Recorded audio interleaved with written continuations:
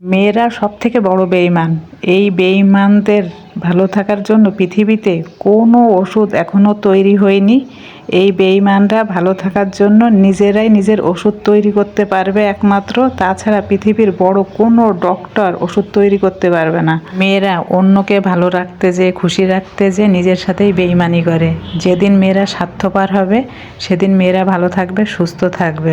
মেয়েরা নিজেরাই নিজেকে অবহেলা করে, অন্যরা কেমনে ভালোবাসবে। তো আজকে যে ইফতারির জন্য সব রেডি করা হয়েছিল, আর এদিকে রান্না বাড়া করছে রাতের জন্য। আমি কিন্তু আমার বাসায় খুবই কম রান্না করি, তেমন রান্নাই করি না। মনে যখন চাই শখের বিষয় একটা দুইটা করি, কাজ তেমন করি না। আলহামদুলিল্লাহ সব কিছু মিলিয়ে ভালো আছি, যতই ঝগড়া হোক না কেন।